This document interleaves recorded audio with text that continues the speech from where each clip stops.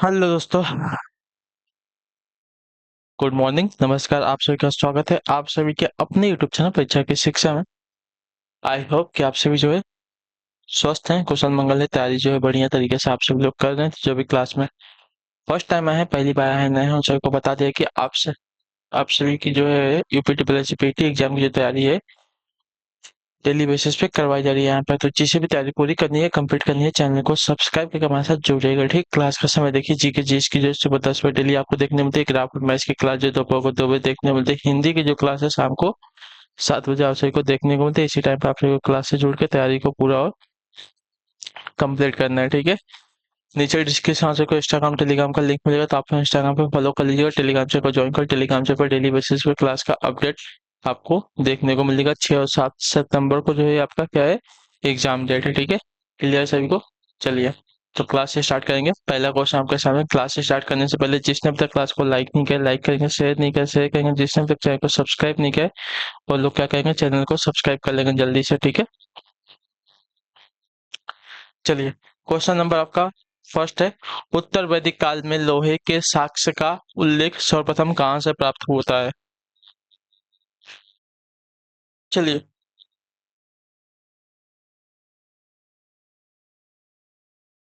उत्तर वैदिक काल में लोहे के साक्ष्य का उल्लेख सर्वप्रथम कहाँ से प्राप्त होता है? इसका राइट आंसर आपका हो जाएगा साथियों, अतरंजी अतरंजी खेड़ा से। ठीक है, ऑप्शन नंबर आपका सी राइट होगा। क्लियर सभी को, पहले का ऑप्शन नंबर आपका सी सही उत्तर होगा। उत्तर वैदिक काल में लोहे के साक्ष्य का उल्लेख सर्वप्रथम जो है आपका अतरंजी खेड़ा से प्राप्त होता है। क्लियर, ऑप्शन नंबर सी आपका राइट है। अगला क्वेश्चन आपका है दूसरा नंबर। बौद्ध ग्रंथ त्रिपिटक के किस भाग में बुद्ध के धर्मोपदेश का उल्लेख मिलता है? बताइए।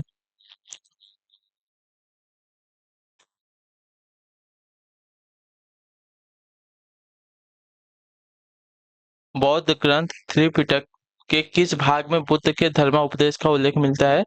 तो इसका राइट आंसर होती है सुत्त पिटक में। ठीक है, ऑप्शन नंबर हमारा ए राइट होगा। क्लियर सभी को, बौद्ध ग्रंथ के त्रिपिटक के सुत्त पिटक भाग से जो है बुद्ध के धर्मोपदेश का उल्लेख मिलता है हमें। ठीक है, चलिए अगला प्रश्न देखेंगे। आपका है तीसरा नंबर। या लिंगायत किस संप्रदाय का अंग माना जाता है? लिंगायत जो है किस संप्रदाय का अंग माना जाता है? तो इसका राइट आंसर आपका हो जाएगा साथियों, शैव संप्रदाय का। ठीक है, ऑप्शन नंबर हमारा डी राइट होगा। लिंगायत जो है शैव संप्रदाय का अंग माना जाता है। ऑप्शन नंबर आपका डी राइट है। अगले क्वेश्चन की तरफ बढ़ेंगे। चौथा नंबर है। धर्मनिरपेक्ष साहित्य राजत रंगड़ी की रचना किसने की थी? बताइए। धर्मनिरपेक्ष साहित्य राजत रंगड़ी की रचना किसने की थी? तो इसका राइट आंसर आपका हो जाएगा कल्हड़ ने। ठीक है, ऑप्शन नंबर हमारा सी राइट होगा। क्लियर सभी को इसके बारे में। धर्मनिरपेक्ष साहित्य राजत रंगड़ी की रचना आपकी कल्हड़ ने की थी। अगला प्रश्न है आपका साथियों पांचवा नंबर। मौर्य शासनकाल के दौरान भू राजस्व की दर निर्धारित थी कितनी? बताइए। उत्तर दीजिए, इसका राइट आंसर क्या हो जाएगा साथियों? मौर्य शासनकाल के दौरान जो है भू राजस्व की दर निर्धारित थी कितनी? तो इसका राइट आंसर हो जाएगा साथियों 1/6 भाग। ठीक है, ऑप्शन नंबर हमारा सी राइट होगा। क्लियर सो इसका मौर्य शासनकाल के दौरान भू राजस्व की दर निर्धारित थी आपकी 1/6 भाग पर। ठीक है, अगला प्रश्न है आपका है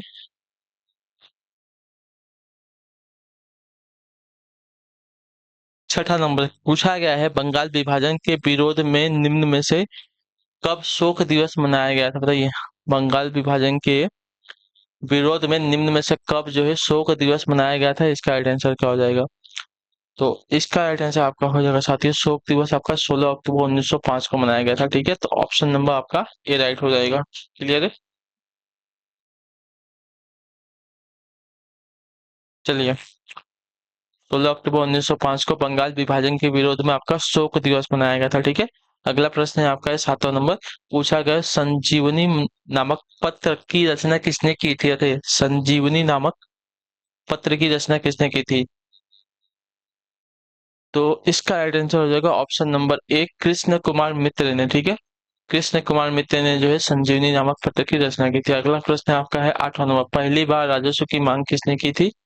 अरे, पहली बार राजस्व की मांग किसने की थी? तो पहली बार राजस्व की मांग जो है आपकी दादा भाई नौरोजी ने की थी। ठीक है, ऑप्शन नंबर हमारा डी राइट होगा। क्लियर को, पहली बार जो है राजस्व की मांग हमारी दादा भाई नौरोजी ने की थी। क्लियर, ऑप्शन नंबर आपका डी राइट है। अगले क्वेश्चन को बढ़ेंगे, आपका देखेंगे क्या पूछा गया। क्वेश्चन नंबर 9 है, कांग्रेस ने 1906 के कलकत्ता अधिवेशन की अध्यक्षता किसने की थी?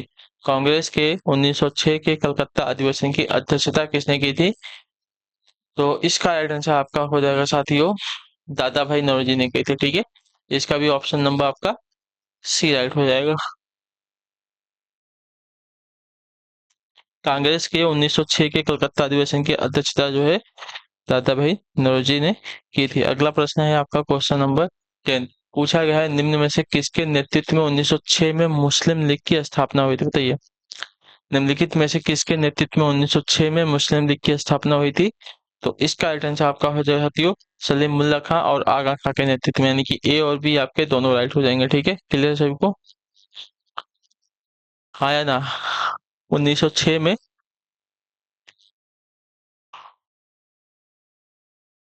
1906 में मुस्लिम लीग की स्थापना जो है सलीम मुल्ला खां और आगा खां के नेतृत्व में हुई थी। क्लियर है?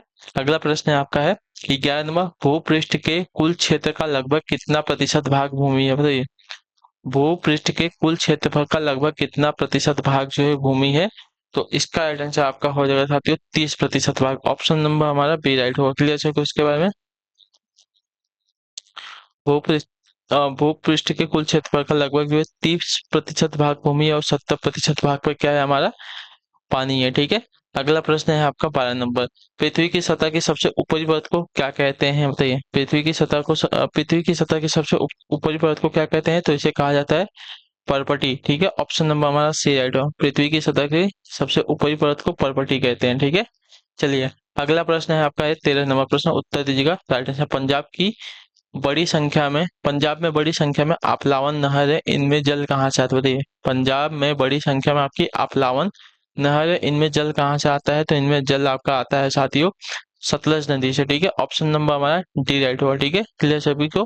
पंजाब में जो बड़ी संख्या में आपलावन नहरें हैं उनमें जो है जल कहाँ से आता है? तो सतलुज नदी से, इतने याद रखिएगा। क्लियर सभी को? चलिए अगला प्रश्न है आपका 14 नंबर प्रश्न, उत्तर देने की कोशिश कीजिएगा। राइट आंसर क्या है? पारंपरिक ऊर्जा के संदर्भ में ओटीई का अर्थ क्या है? बताइए।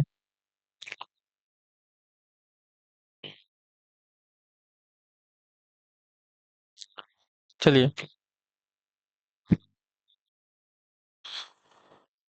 गैर पारंपरिक ऊर्जा के संदर्भ में ओटीई का अर्थ क्या है? तो ओटीई का अर्थ होता है साथियों आपका समुद्री उष्मीय ऊर्जा। ठीक है, ऑप्शन नंबर बी राइट होगा। क्लियर हो इसके बारे में? गैर पारंपरिक ऊर्जा के संदर्भ में ओटीई का अर्थ होता है समुद्री उष्मीय ऊर्जा। ठीक है, ऑप्शन नंबर आपका बी राइट है। अगला प्रश्न है आपका है 15 नंबर, बताने की कोशिश करेंगे। राइट आंसर, पर्वतों की लगातार श्रृंखला कौन सी है जिसकी उत्पत्ति भारत की समुद्री सीमा के लगभग समानांतर है? बताइए, उत्तर दीजिए। पर्वतों की लगातार श्रृंखला कौन सी है जिसकी उत्पत्ति भारत की समुद्री सीमा के लगभग समानांतर है? तो अब पर्वत श्रृंखला का नाम है साथियों आपका पश्चिमी घाट। ठीक है, ऑप्शन नंबर हमारा डी राइट होगा। ठीक है, पर्वतों की लगातार श्रृंखला आपकी जो है पश्चिमी घाट है जिसकी उत्पत्ति भारत की समुद्री सीमा के लगभग समानांतर है। ठीक है, चलिए अब है आपका 16 नंबर प्रश्न, पूछा गया है, भारत में छुपी बेरोजगारी मुख्य रूप से किस क्षेत्र में है? बताइए, प्रच्छन्न बेरोजगारी भी इसको कहा जाता है। ठीक है, तो भारत में छुपी बेरोजगारी मुख्य रूप से किस क्षेत्र में? तो आपका राइट आंसर हो जाती है कृषि क्षेत्र में। ठीक है, ऑप्शन नंबर हमारा ए राइट होगा। क्लियर है सभी को? चलिए 17 नंबर प्रश्न आपका पूछा गया है, आपूर्ति पक्ष का अर्थशास्त्र किस पर अधिक जोर देता है? बताइए, आपूर्ति पक्ष का अर्थशास्त्र जो है किस पर अधिक जोर देता है? तो ये आपका अधिक जोर देता है साथियों निर्माता पर। ठीक है, आपूर्ति पक्ष का अर्थशास्त्र जो है निर्माता पर अधिक जोर देता है, तो ऑप्शन नंबर आपका ए राइट होगा। क्लियर है?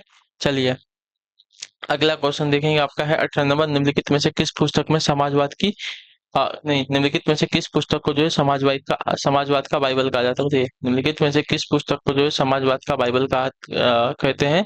तो आपका राइट आंसर दास कैपिटल को। ठीक है, ऑप्शन नंबर आपका बी राइट होगा। दास कैपिटल पुस्तक को जो है समाजवाद की बाइबल कहते हैं। अगला प्रश्न है आपका है 19 नंबर, स्वर्ण जयंती शहरी रोजगार योजना का मुख्य उद्देश्य किस प्रकार की रोजगार के अवसर उत्पन्न कराना है? बताइए, स्वर्ण जयंती शहरी रोजगार योजना का मुख्य उद्देश्य जो है किस प्रकार के रोजगार के अवसर उत्पन्न कराना है? तो इसका राइट आंसर हो जाएगा साथियों शहरी क्षेत्रों में स्वरोजगार और मजदूरी रोजगार दोनों। ठीक है, ऑप्शन नंबर हमारा ए राइट होगा। क्लियर देखो, स्वर्ण जयंती शहरी रोजगार योजना का मुख्य उद्देश्य जो है शहरी क्षेत्रों में स्वरोजगार और मजदूरी रोजगार दोनों प्रकार के रोजगार के अवसर उत्पन्न कराना है। तो ऑप्शन नंबर हमारा ए राइट है। अगला प्रश्न है आपका है 20 नंबर, टैक्स आधार में वृद्धि के अनुरूप कर की दर बढ़ाने को क्या कहा जाता है, बताइए।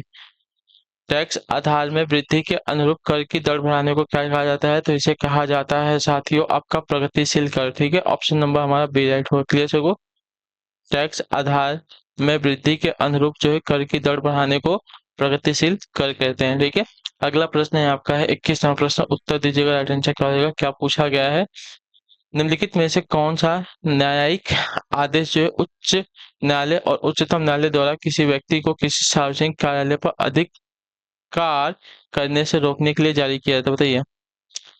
निम्नलिखित में से कौन सा न्यायिक आदेश जो है उच्च न्यायालय या उच्चतम न्यायालय द्वारा किसी व्यक्ति को, ठीक है, किसी सार्वजनिक कार्यालय पर अधिकार करने से रोकने के लिए जो है जारी किया जाता है, तो वह आपका अधिकार है साथियों अधिकार परीक्षा का। ठीक है, ऑप्शन नंबर हमारा डी राइट होगा। ठीक है, अधिकार परीक्षा का जो न्यायिक आदेश है उच्च न्यायालय या उच्चतम न्यायालय द्वारा किसी व्यक्ति को किसी सार्वजनिक कार्यालय पर अधिकार करने से रोकने के लिए जारी किया जाता है। ठीक है, अधिकार परीक्षा का। ठीक है, अगला प्रश्न है आपका है 22वां प्रश्न, पूछा है भारतीय संविधान में कितने मौलिक अधिकार उल्लेखित है। भारतीय संविधान में कितने मौलिक अधिकार उल्लेखित है, इसको तो सभी, इसका जो है सभी को पता होना चाहिए। जिसको नहीं पता होगा तो उसकी तैयारी समझ जाइए कि अभी तक नहीं हुई है। ठीक है, तो इसका राइट आंसर होगा साथियों 6 प्रकार का। ठीक है, ऑप्शन नंबर हमारा बी राइट होगा। ठीक है, भारतीय संविधान में कितने प्रकार के, तो 6 प्रकार के आपके मौलिक अधिकार उल्लेखित किए गए हैं। ठीक, क्लियर। चलिए, नेक्स्ट है आपका 23 नंबर प्रश्न, उत्तर दीजिएगा। राइट आंसर होगा भारत के राष्ट्रपति को उनके कार्यकाल की समाप्ति से पूर्व महाभियोग करने के लिए किसकी अनुशंसा अनिवार्य, बताइए। भारत के राष्ट्रपति को उनके कार्यकाल की समाप्ति से पूर्व जो है महाभियोग करने के लिए किसकी अनुशंसा अनिवार्य है, तो इसका राइट आंसर आपका हो जाएगा साथियों संसद के दोनों सदनों के। ठीक है, ऑप्शन नंबर हमारा डी राइट होगा। क्लियर सबको, भारत के राष्ट्रपति को उनके कार्यकाल की समाप्ति से पूर्व महाभियोग करने के लिए जो है संसद के दोनों सदनों की अनुशंसा अनिवार्य होती है। अगला प्रश्न है आपका है क्वेश्चन नंबर 24 से उत्तर दीजिएगा। राइट आंसर का संसद स्वरूप की सरकार में रिक्त स्थान, बताइए। संसद स्वरूप की सरकार में क्या होता है, तो संसदीय स्वरूप की सरकार में, संसदीय स्वरूप की सरकार में आपकी कार्यपालिका जो है विधानमंडल के प्रति उत्तरदायी होती है, इतने याद रखिएगा। ठीक है, ऑप्शन नंबर हमारा बी राइट होगा। क्लियर सभी को इसके बारे में, संसदीय स्वरूप की सरकार में कार्यपालिका जो है विधानमंडल के प्रति क्या होती है, उत्तरदायी होती है। चलिए, अगला प्रश्न देखेंगे आपका है 25वां प्रश्न, उत्तर देने की कोशिश कीजिएगा। भारत के राष्ट्रपति के संबंध में निम्नलिखित में से कौन सा कथन सही है। ठीक है, भारत के राष्ट्रपति के संबंध में निम्नलिखित में से कौन सा कथन सही है, तो भारत के राष्ट्रपति के संबंध में अगर देखा जाएगा तो प्रत्येक आम चुनाव के पश्चात वह संसद के प्रथम सत्र को क्या करता है, संबोधित करता है। ठीक है, तो ऑप्शन नंबर हमारा ए राइट हुआ। भारत के राष्ट्रपति के संबंध में कौन सा कथन राइट है, तो भारत के राष्ट्रपति के संबंध में कि वह जो है प्रत्येक आम चुनाव के पश्चात वह संसद के प्रथम सत्र को क्या करता है, संबोधित करता है। ठीक है, चलिए अगला प्रश्न देखेंगे आपका है 26नंबर, उत्तर दीजिएगा। राइट आंसर का हो जाएगा, पूछा गया है आपका पृथ्वी के पलायन वेग की अपेक्षा कम वेग पर एक मिसाइल को लॉन्च करने के लिए कुल ऊर्जा होनी चाहिए कितनी, बताइए। पृथ्वी के पलायन वेग की अपेक्षा कम वेग पर किसी, कहती है पृथ्वी के पलायन वेग की अपेक्षा कम वेग पर एक मिसाइल को लॉन्च करने के लिए कुल ऊर्जा होनी चाहिए कितनी होनी चाहिए ऊर्जा, तो वह ऊर्जा आपकी होनी चाहिए साथियों 0। ठीक है, ऑप्शन नंबर हमारा सी राइट होगा। ठीक है, पृथ्वी के पलायन वेग की अपेक्षा कम वेग पर एक मिसाइल को लॉन्च करने के लिए कुल ऊर्जा आपकी 0 होनी चाहिए। ठीक, अगला प्रश्न है आपका 27 नंबर, उत्तर दीजिएगा। राइट आंसर, टेस्ला चुंबकीय रिक्त स्थान की इकाई है, बताइए किसकी। टेस्ला चुंबकीय जो है किसकी इकाई है, तो टेस्ला चुंबकीय जो है आपकी इकाई है साथियों क्षेत्र की। ठीक है, ऑप्शन नंबर हमारा ए राइट हुआ। टेस्ला चुंबकीय जो है क्षेत्र की इकाई होती है, तो ऑप्शन नंबर ए आपका सही है। अगला प्रश्न देखेंगे आपका है 28 नंबर प्रश्न, उत्तर दीजिएगा। राइट आंसर का क्या दिया गया है, एल्युमिनियम का अयस्क है क्या, बताइए। एल्युमिनियम का अयस्क क्या है, तो एल्युमिनियम का अयस्क जो दिया गया आपका बॉक्साइट होता है, ऑप्शन नंबर हमारा ए राइट होगा। क्लियर है, एल्युमिनियम का अयस्क हमारा जो है बॉक्साइट होता है।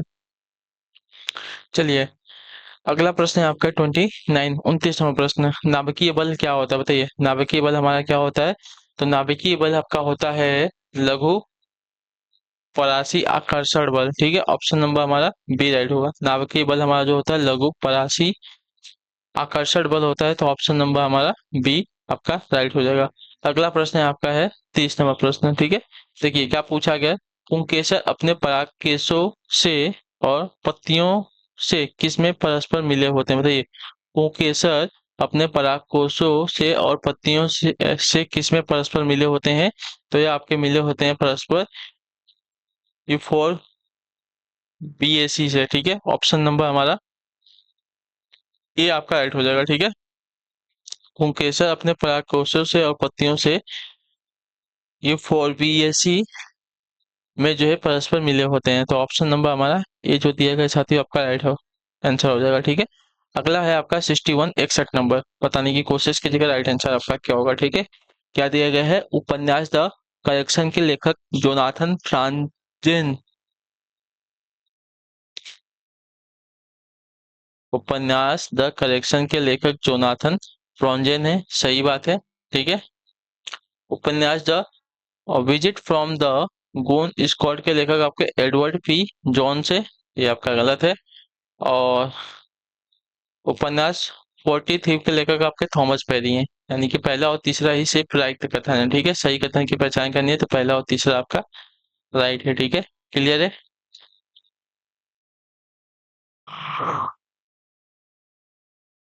उपन्यास द करेक्शन के लेखक आपके जोनाथन फ्रॉन्जन है और उपन्यास जो 40 थीव्स के लेखक आपके थॉमस पेरी हैं। ठीक है, चलिए अगला प्रश्न है 62 62 आजाद बचपन की ओर नामक पुस्तक किस लेखक द्वारा लिखी गई है बताइए। आजाद बचपन की ओर जो नामक पुस्तक है किस लेखक द्वारा लिखी गई है? तो यह लिखी गई है साथियों आपकी कैलाश सत्यार्थी के द्वारा। ऑप्शन नंबर हमारा ए राइट होगा। ठीक है, क्लियर होगा इसके बारे में। आजाद बचपन की ओर नामक पुस्तक जो है कैलाश सत्यार्थी द्वारा लिखी गई है। ठीक है, अगला प्रश्न है आपका 63 प्रश्न, क्या देगा? जल चौगान यानी कि पोलो की एक टीम में कितने खिलाड़ी होते हैं बताइए। जल चौगान यानी कि पोलो की एक टीम में जो है कितने खिलाड़ी होते हैं? तो देखिए पोलो की एक टीम में आपके खिलाड़ियों की संख्या आपके 7 होती है। ठीक है, ऑप्शन नंबर हमारा सी राइट होगा। क्लियर सभी को? जल चौगान की एक टीम में खिलाड़ियों की संख्या आपकी 7 होती है। ठीक, चलिए अगला आपका 64 प्रश्न, उत्तर दीजिएगा राइट आंसर का 64 पर। ठीक है, चलिए खेल एक खिलाड़ी दिया गया, खेल दिया गया, तो मिताली राज का संबंध आपका जो है क्रिकेट से है। ठीक है, मिताली राज का संबंध आपका क्रिकेट से, पूनम रानी का संबंध आपका हॉकी से, ललिता बाबर का संबंध जो है 3000 मीटर लंबी बाधा दौड़ से है। ठीक है, क्लियर सभी को? तो ए का सी, 2 का ए और 3 का बी आपका सही मिलान है। ठीक है, ऑप्शन नंबर आपका ए राइट हो जाएगा। ठीक, क्लियर सभी को? मिताली राज का संबंध जो है खेल से, जो खेल है क्रिकेट से है, पूनम रानी का जो है हॉकी से है, और ललिता बाबर का जो है आपका 3000 मीटर लंबी बाधा दौड़ से है। ठीक है, चलिए अगला प्रश्न देखेंगे 65 65 है, उत्तर दीजिएगा राइट आंसर। निम्नलिखित में से ब्लेड रनर के नाम से कौन जाना जाता है बताइए। निम्नलिखित में से जो है ब्लेड रनर के नाम से कौन जाना जाता है? तो ब्लेड रनर के नाम से जाने जाने वाले व्यक्ति का नाम है आपका यहाँ पे ऑस्कर कार्ल पिस्टोरियम। ठीक है, ऑप्शन नंबर हमारा बी राइट होगा। क्लियर होगा इसके बारे में? ब्लेड रनर के नाम से जाने जाते हैं हमारे ऑस्कर कार्ल पिस्टोरियम, तो ऑप्शन नंबर हमारा बी आपका राइट होगा। ठीक है, चलिए अगले क्वेश्चन को देखेंगे, आपका है 66 माउंट एवरेस्ट पर चढ़ने वाली प्रथम छिन्न अंग वाली प्रथम सॉरी छिन्न अंग वाली भारतीय महिला कौन है? ठीक है, माउंट एवरेस्ट पर चढ़ने वाली प्रथम छिन्न अंग वाली भारतीय महिला कौन है? तो छिन्न अंग वाली भारतीय महिला जो है अरुणिमा सिन्हा है। ठीक है, ऑप्शन नंबर आपका ए राइट होगा। माउंट एवरेस्ट पर चढ़ने वाली प्रथम छिन्न अंग वाली भारतीय महिला का नाम आपका अरुणिमा सिन्हा है, तो ऑप्शन नंबर हमारा ए राइट होगा। क्लियर सभी को? चलिए अगला प्रश्न है आपका है 67 67 क्या देगा? सबसे सबसे कम आयु में माउंट एवरेस्ट पर चढ़ने का विश्व रिकॉर्ड रखने वाला व्यक्ति कौन है बताइए। सबसे कम आयु में माउंट एवरेस्ट पर चढ़ने का विश्व रिकॉर्ड जो है रखने वाला व्यक्ति कौन है? तो इसका राइट आंसर आपका हो जाएगा जो डिकी ढोलमा। ठीक है, ऑप्शन नंबर हमारा डी राइट होगा। सबसे कम आयु में माउंट एवरेस्ट पर चढ़ने का विश्व रिकॉर्ड रखने वाले व्यक्ति का नाम है आपका डिकी ढोलमा। ठीक है, तो ऑप्शन नंबर हमारा डी राइट है। अगला प्रश्न है साथियों आपका 68 है 68 नंबर। राष्ट्रीय पुलिस अकादमी कहाँ स्थित है? तो राष्ट्रीय पुलिस अकादमी आपका स्थित है साथियों कहाँ पर? तो हैदराबाद में। ऑप्शन नंबर हमारा बी राइट होगा। ठीक है, क्लियर से होगा। राष्ट्रीय पुलिस अकादमी आपका जो है हैदराबाद में स्थित है। अगले प्रश्न को देखेंगे 69 69 नंबर। क्या देगा? यूरोपीय संघ का मुख्यालय कहाँ स्थित है? तो यूरोपीय संघ का मुख्यालय अगर देखा जाएगा साथियों तो आपका स्थित है ब्रुसेल्स बेल्जियम में। ठीक है, ऑप्शन नंबर हमारा ए राइट होगा। क्लियर से होगा। यूरोपीय संघ का मुख्यालय आपका ब्रुसेल्स बेल्जियम में स्थित है। ऑप्शन नंबर ए जो दिया गया साथियों आपका सही उत्तर हो जाएगा। अगले क्वेश्चन को देखेंगे आपका 70 नंबर प्रश्न। क्या देगा? टू द पॉइंट किसकी कृति है? बताइए, टू द पॉइंट किसकी कृति है? तो यह कृति है साथियों आपकी विलियम स्टोट की। ठीक है, ऑप्शन नंबर आपका बी राइट होगा। टू द पॉइंट जो है कृति है विलियम स्टोट की। ऑप्शन नंबर बी आपका सही हो जाएगा। ठीक, चलिए, तो इसी के साथ जो आपकी क्लास है आज की कंप्लीट होती है। ठीक है, तो नीचे कमेंट में जो भी आपका डाउट होगा, जो भी प्रश्न होगा नीचे पूछ लीजिएगा, आपको बता दीजिएगा। ठीक है, अच्छी लगी है क्लास को लाइक कर देंगे, चैनल पर पहले चैनल को सब्सक्राइब कर देंगे। हम आपसे मिलते हैं आपकी नेक्स्ट क्लास में, तब तक के लिए टाटा बाय बाय, जय हिंद जय भारत। आप सभी का क्लास से जुड़ने के लिए बहुत बहुत ही धन्यवाद साथियों।